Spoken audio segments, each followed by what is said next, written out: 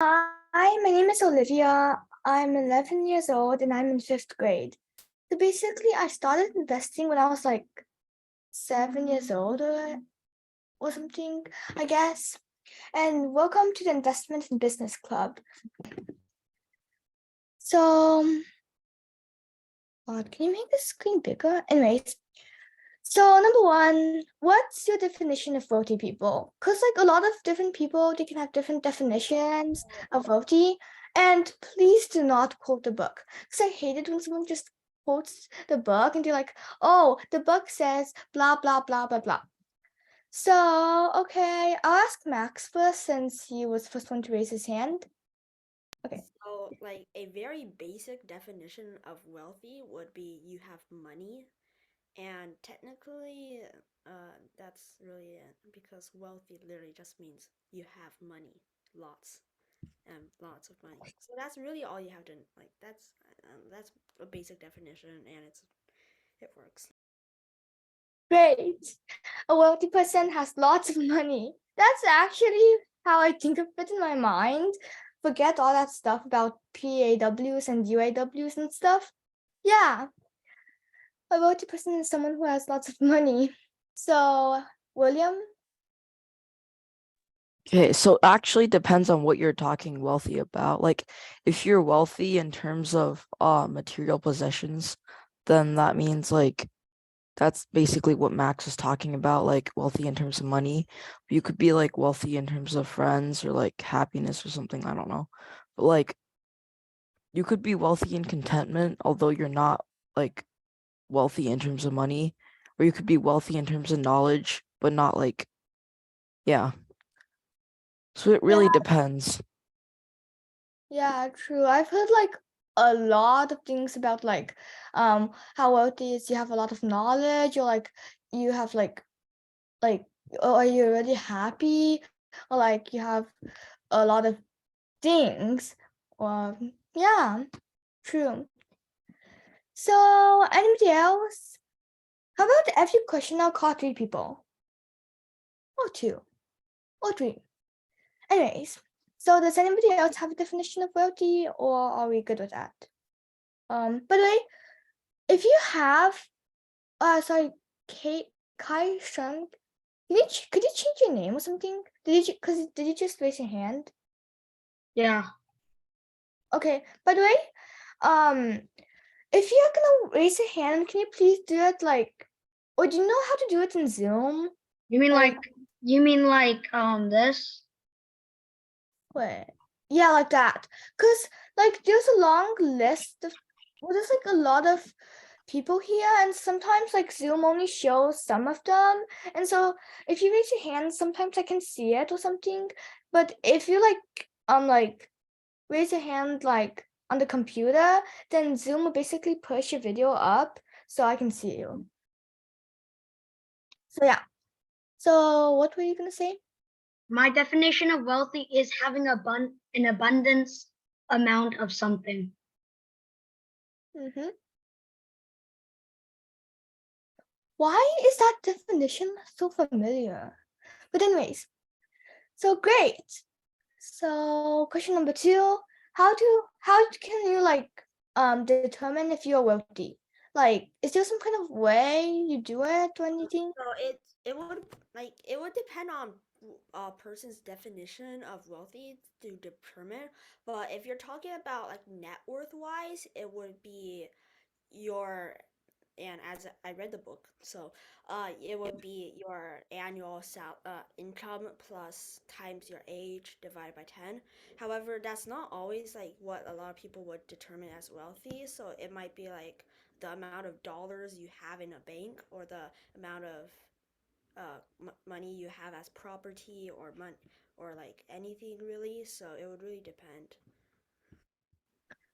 Okay, yeah, great. So basically, yeah, like the more technical meaning of wealthy is like net worth, I guess. But like, I guess, yeah, it could depend on your definition. That question isn't really phrased well, but also, by the way, if you want to talk, could you please raise your hand? Because like you might be interrupting some people. And also, let's continue on to the second question. So Max, do you think you're wealthy? After checking our net worth, no. So, well, technically, I don't have any source of income, so technically we can't count. But if we're talking about parents' income, no. But if you're talking about like student income, well, like none of us are wealthy. Well, I sometimes get money on my birthday, so I guess that counts as income, That kind could count as of. income, but like if you got like a few, maybe like a few hundred, maybe a few thousand, like that's like a few thousand is very rare. But even in those cases, like $1,000 a year times your age, 10, divided by 10, um, dang, that income is that like your net worth's not gonna be high. Yeah. Wait, that means I have only like 150 or $200. Actually, wait, if you get like $100 on birthday, yeah. If you get like $1,000 on birthday, it would be 1,000. But that's Yeah, but the good thing is now I have some extra income thanks to this club. So anybody else? Okay, you know what? I'll start calling on people. Who's at the back of my line? Oh, by the way, who's Daniel? I think he's late. Cause we didn't do an introduction about him. Anyways, did everybody like turn their video on unless they're unless I don't know, they're just listening or something, not actually participating? Oh yeah, there you are, Daniel. So let's just skip the introduction. How about Alicia? Hello? Hi. Okay, question number 2. This is taking a bit too long. I actually I agree with Max that it's basically what he said. And I don't think I'm wealthy because well, okay, I'm not wealthy. I don't think my parents compared to like other super wealthy people are wealthy. Well, duh. Yeah, duh. And I don't know how much money I have, but it's definitely not like thousands of dollars. I probably have like, I don't know, 200.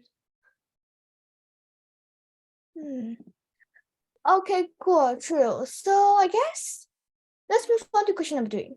What's the possible reason that Russian Americans and Hungarian ancestry groups are wealthy groups? And now I'll let you quote from the book, because okay, William. Okay, I'm not gonna quote from the book, but I just think it might be might be something to do with the way that they're raised. Cause like in the book, like it like shows that there's like a relationship between how you're raised, like how your parents want you to grow up, and how they like how you're raised like affects you in certain ways. So like if you're raised to spend a lot, you probably won't be that rich. But then again, like if you spend a lot and you earn a whole ton more than you spend, that might be fine. But depends. Great. So next, how about ask Livia.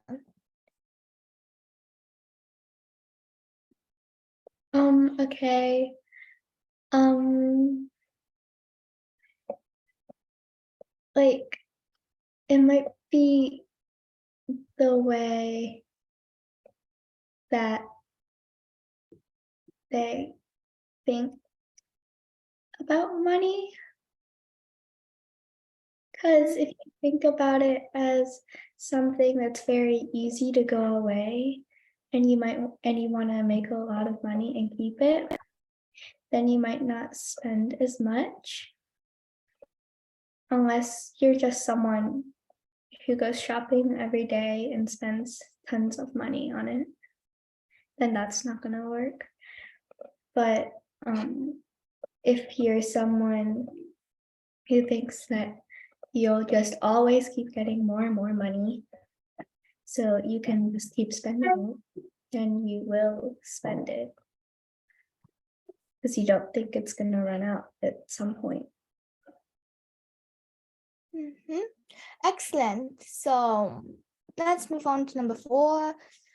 So what are the fundamental factors explaining the affluence of the Scottish ancestry group in America? Blah, blah, blah. So anyone, wait, why am I pinned? So, well, I think this problem is actually kind of similar to number 3. So let's skip that. But anyways, number 4 is basically the fundamental factors explaining the affluence of the Scottish ancestry group. It's because mostly because of how they were raised, like their values of like being what's it called? Frugal, yeah. Frugal and like having self-confidence and stuff. So yeah. Vancia and Keon. To add on what you said about and like other people said about how the Scottish people they are wealthy, they were raised upright and they like own lots of businesses. Yeah, basically. So number 5, why would someone who is like a millionaire or like who earns a lot of money, why would they need to budget? I think this is kind of obvious. Okay, again, Valencia and Keon. Also, which one of you wants to answer? Valencia. I didn't want to overspend. Okay. Cool. So Olivia. So they need to budget because at one point they'll run out of money because they don't know how much they need to spend. They don't know how much they need to keep. So they'll just keep spending it and spending it maybe. So at one point they're gonna like not have any more and they're gonna be in debt. Okay. Great. So, and no, Max, I will not call on you because I think we're running out of time or something. And you can answer number 6. In the author's National Survey of Millionaires, for every 100 millionaires who don't budget, how many do budget? And yes, you can look at the book. Or if anyone else has the answer, then they can like give it.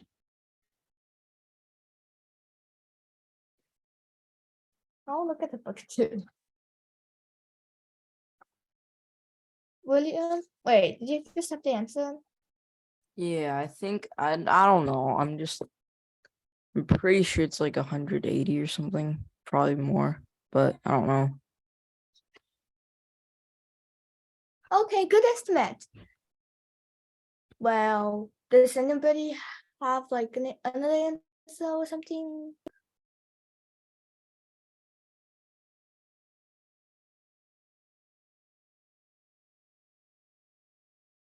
Okay, so I'll just answer that question because it might take a long time to like look it up because these chapters are like thick. I mean, the second chapter is like 40-50 pages or something.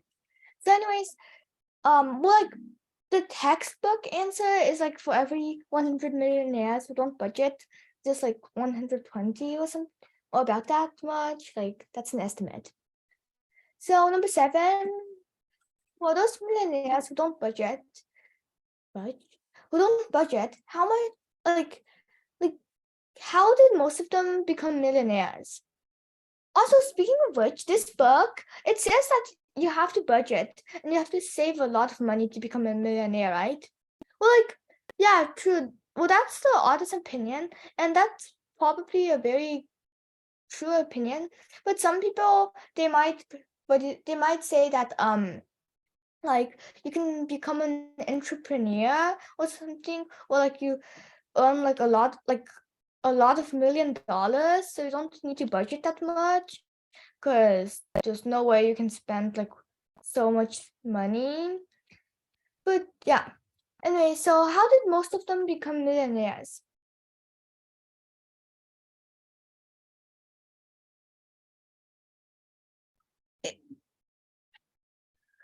Okay.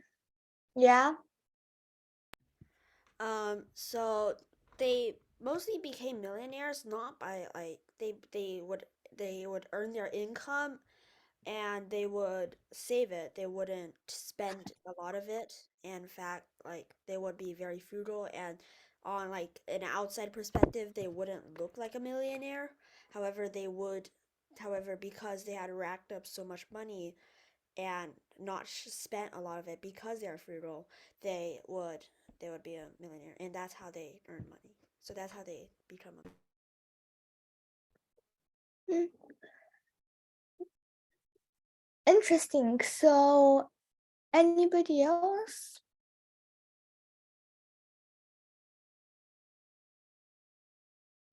Okay. Okay, then wait, you can like lower your hand, Max. Yeah. So let's move on to the eighth question. In page 45, the artist interviewed a deca millionaire who was a high school dropout, but like had like $10 million. So like, how did he succeed? What's the reason? And like, yeah.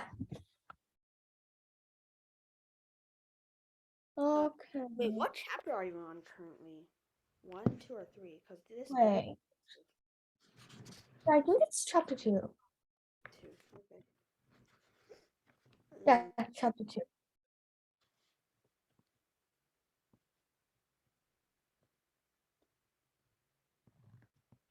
Most of these questions on chapter 2, because like chapter 2 is long.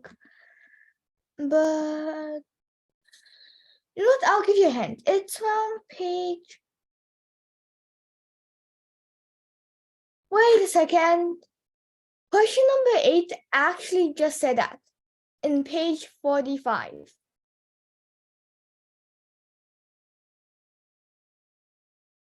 I was about to give you a hint. It was supposed to be around 40, but yeah. So find your book, go to page 45, and yeah. They would all goals. It said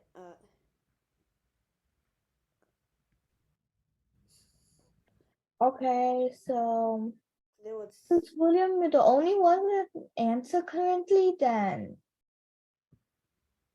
give your answer. For most of the millionaires who don't budget, their money is inherited, or they just, yeah, and then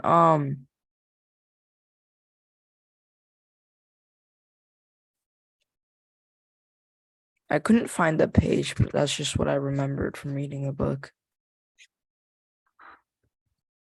Wait, go to page 45. There's something called question number 3. Do you have a clearly defined set of daily, weekly, monthly, annual, and lifetime goals? And at the very top of the page.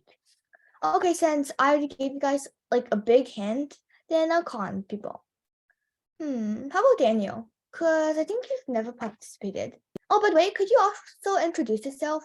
Basically, well, we know your name, of course, unless that's your parents' name, and your age. Just say your age or grade and the fun fact, and that's it. And you can answer the question. I'm 9 and I'm in 4th grade. So it said that I have always been goal oriented and I have a clearly defined set of daily goals, weekly goals, monthly goals, annual goals, and lifetime goals.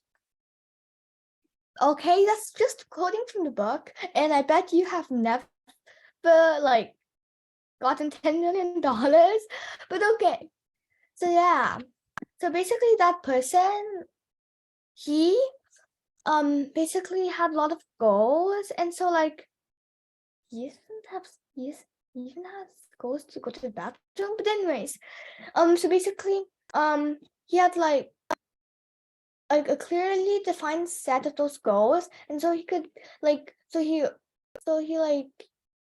you'll like use those goals and like work towards them to get his $10 million. So do you have a clearly defined set of daily, weekly, monthly, blah blah blah goals or lifetime goals? My lifetime goal is to get a at least $20 million company worth. That's literally my goal for lifetime. Really, not $20 billion? Okay. $20 billion. And also like I'm not that big brain.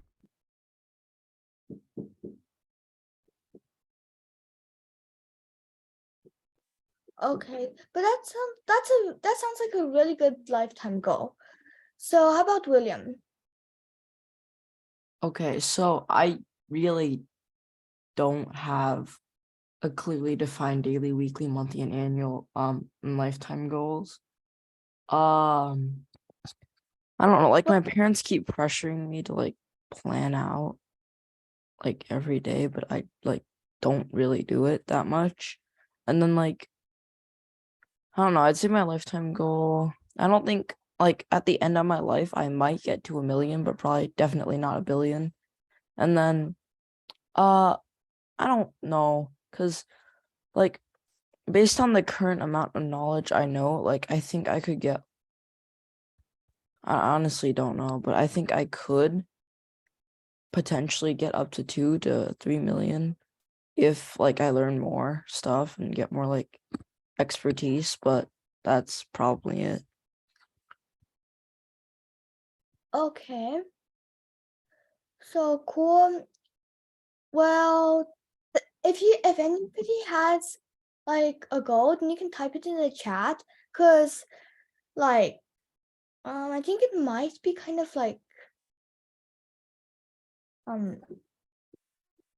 like I want to know everybody's goal, but if you have a goal, then you can just type it in the chat, okay? So number 9, let's move on to the next question. Why are financially independent people happier than those in the same like income wage cohort who are not like financially secure? This should be a pretty easy question to answer, so I'll just call on one person. Okay, Livia. Okay, it depends on who they are. Like, you could be a really rich person and still not be satisfied with your life, or you could be a poor person and be really satisfied. But like if someone was like poor but they had a lot of income because they spent it all, and it constantly felt like they were needing to work more and get a raise, but their spending styles were just so high, then they might not be happy. And you could be rich and be satisfied with your life. Yeah, because like financially independent people, they can like visualize their goals, and so they're basically like their success and stuff, so they're happier when they think of that. So number 10, what's the main reason that millionaires remain wealthy and why? Well, the main reason would be that they wouldn't spend a lot while maybe they don't earn they're not like super high earning, but however they're very frugal and they don't spend a lot. So even if something happens with the income, they since they don't spend a lot, that's how they like remain wealthy. Okay, excellent point. So number 11, you know what, I'm only gonna allow one person each question, because what do you learn from what can you learn from like the 3 examples on page 48? So go to page 48, everybody. And so there's 3 examples. You can just skim over them, or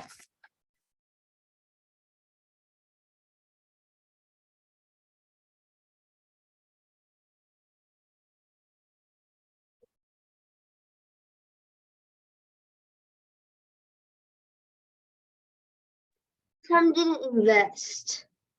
They didn't invest. Yeah. Okay. Also, Income, but they're not millionaires. Mhm. They're like Wait, so I can't really hear you. Can you like repeat that?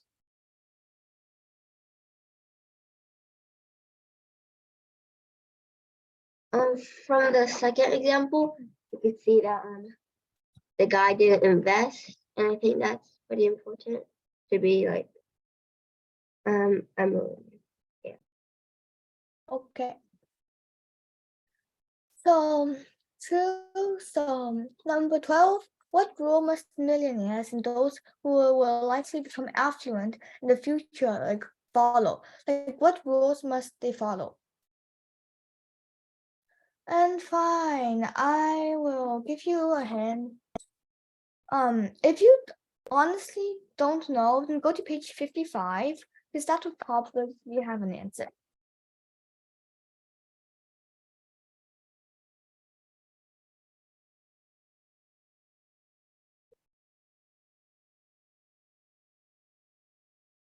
Okay, how about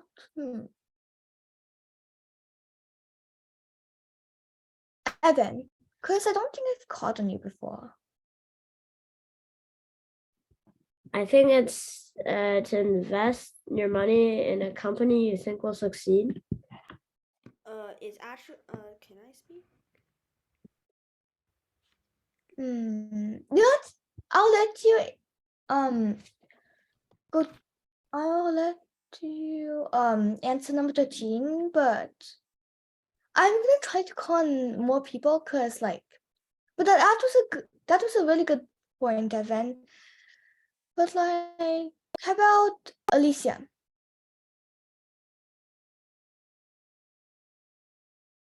Alicia, are you there?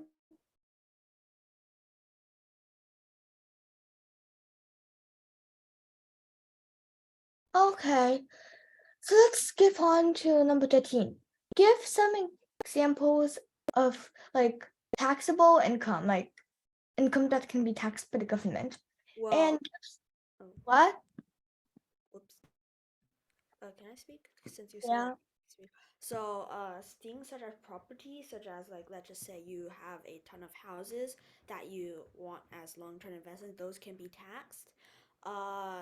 Technically, stocks cannot be taxed, which was why Elon Musk became so rich because he just invested a ton of stocks, and stocks you can't exactly tax your stock, and technically he was like, hey, you know what?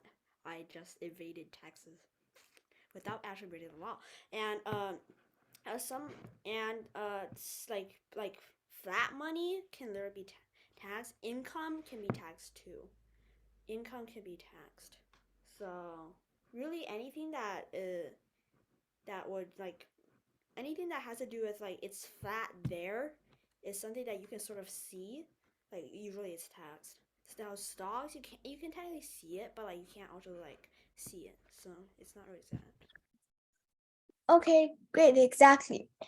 So, so number 14, based on the author survey on average, what is the percent of like total taxable income and like net worth for millionaires? Might not be able to find that because nobody really remembers those stuff. So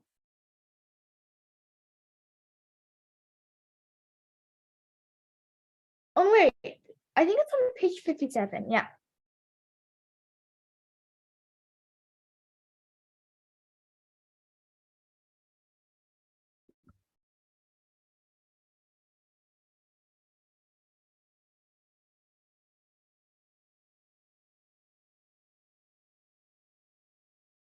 Um.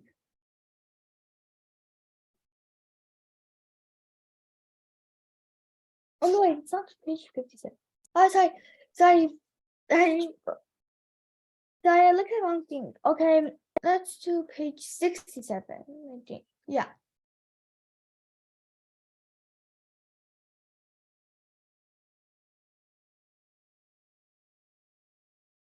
Okay. So since nobody has the answer,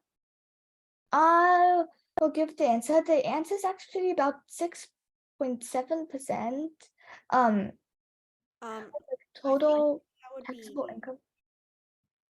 uh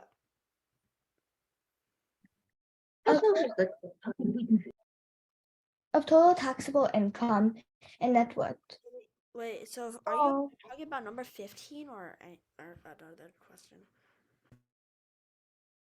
Number 14. Um,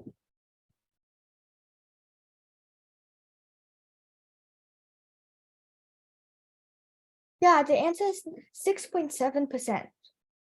So according to the authors, is it okay? Let's move on to number 15. According to the authors, is it okay to buy a home that like requires a mortgage that is about 5 times your household's total annual realized income? uh, it would really depend on how you plan to have its mortgage like split. So like if you want it to be like pay it off in 10 years, or would you want it to be paid off in 20 years, or in very very rare cases 5 years? It would really depend. And so Yep. even if it's 5 times, you could have it at 20 years and it will barely spend any point. So I would say yes. Well,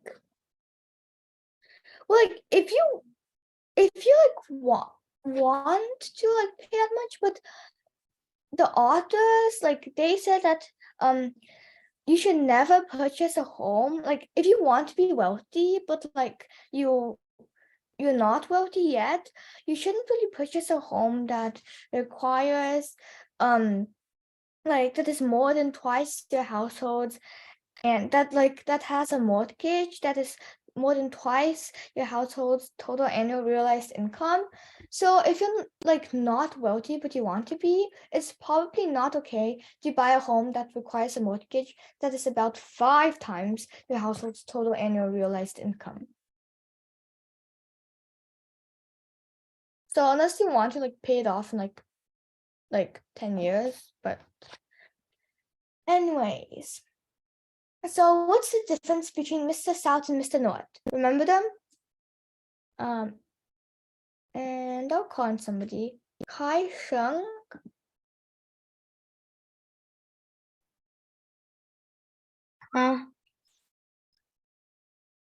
Number 17. I sorry, number 16. Sorry, I said that wrong. Number 16. What's I the don't difference? remember Mr. South or Mr. North. Okay, fine. Does anybody else? How about Daniel? Because you're looking like you're playing a video game or something. Like glancing off into space. Not playing a video game. Number 17. I said number 16. Why do I always say that wrong? Number 16. I don't know who Mr. South and Mr. North are. Okay, fine. Since nobody else has answered, then Mr. South and Mr. North are big. Okay, Livia. So the difference is their spending habits. I think Mr. South was the guy that made a high income, except they spent it all. And Mr. North was more frugal and kept more of his money rather than spent it. That's like a really, really good point. And yeah, that's actually pretty much the answer. So I think maybe we can skip number 17. So number 18, why do most experts on wealth agree that the earlier one starts investing one's income, the greater the opportunity to accumulate wealth? Actually, this is it's like basically like we're gonna do a really quick story and some really quick questions after, and that's actually the basically topic of the story. But like, why is like the earlier you invest, the better? And you can raise your hand.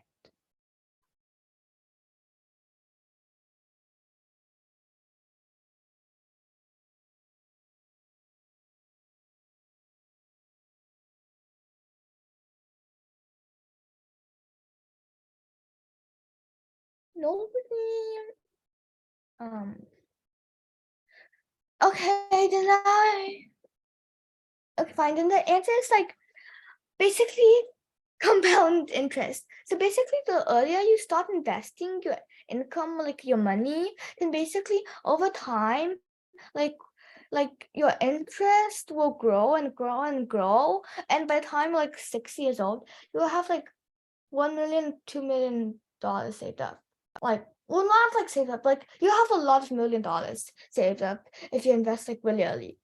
In fact, I think, oh yeah, I was talking about this with my dad when he said that if I start investing right now and I invest like $5,000 or something, and then until I'm like in college or like after college, then like I just keep my money in there in like in stocks or something, and I have like an 8% compound interest rate. Then like by the time I'm like 60 years old, then I'll probably have like 1 million or $2 million. So number 19, and this is the last question. Which like piece of information is the most impressive to you? And like what did you learn from it?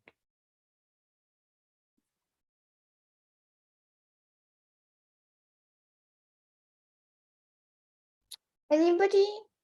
This isn't like a right or wrong question. Okay. Well, I think maybe it would be better if I ask all of you, so you can just type it in the chat.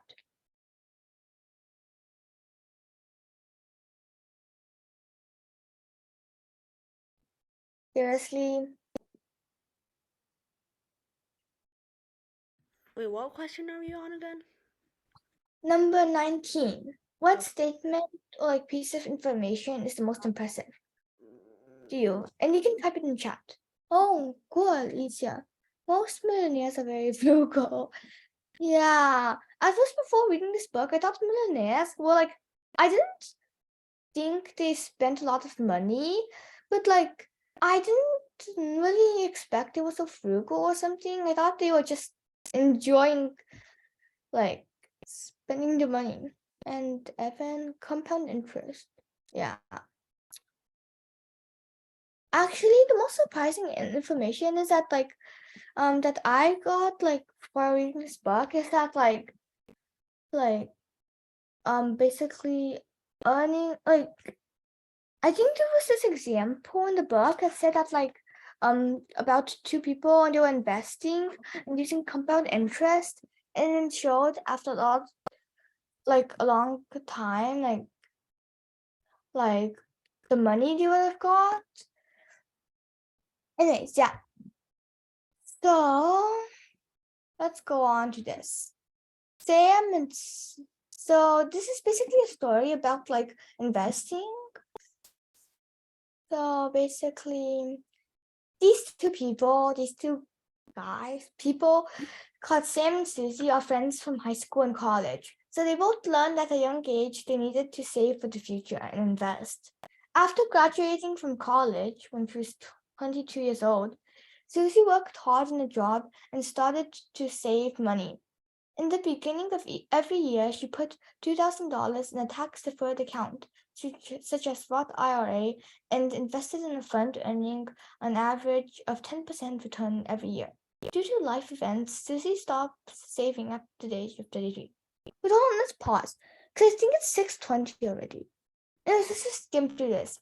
Sam started saving late in life. After college, he decided to spend the extra earnings from his job on luxury cars, expensive clothing, nightclubs, overseas vacations, and other entertainment. He started to get serious about investing at the age of 34, investing $2,000 per year in the same tax-deferred account for the next 32 years, at the same average 10% return every year. When they retired at age 65, Sam and Susie compared their tax-deferred investment accounts. They made the following table on the next page. So you can look at this table. We might not do the questions, but you can look at it. And let's just do about 2 questions. So basically, how much money did Susie put into an investment account by age 65? Like in this chart.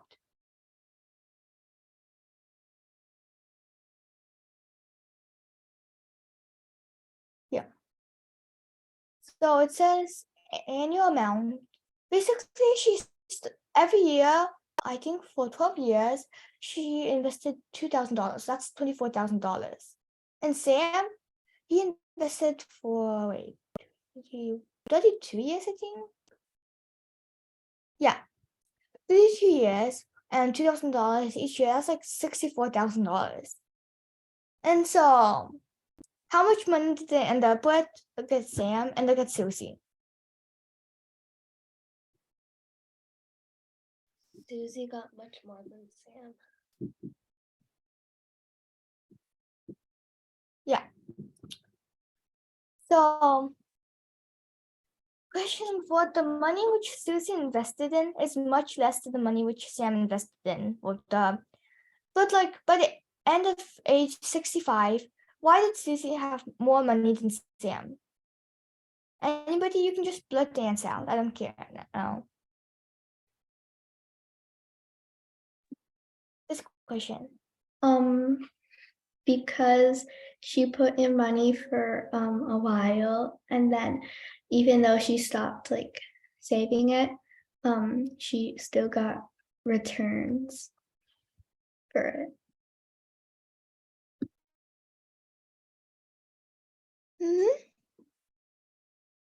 Yeah, so what conclusions can we draw from this? I don't care what conclusion you draw from it actually.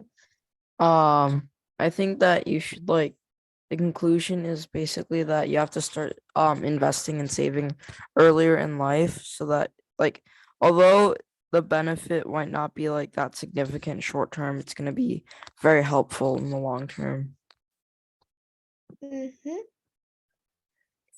That's a really, really, really good conclusion. So does anybody else have a different conclusion?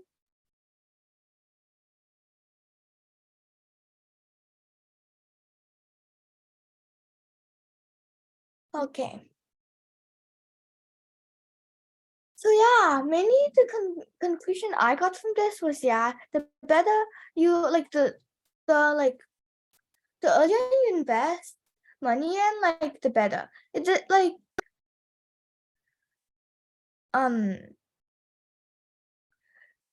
doesn't really matter if you invest a lot of money when you're younger and then just keep it there, but with some interest until you retire, because you're gonna have a lot of years piled up together, and overall the interest in those years, the compound interest in those, and that is really, really, really high. So basically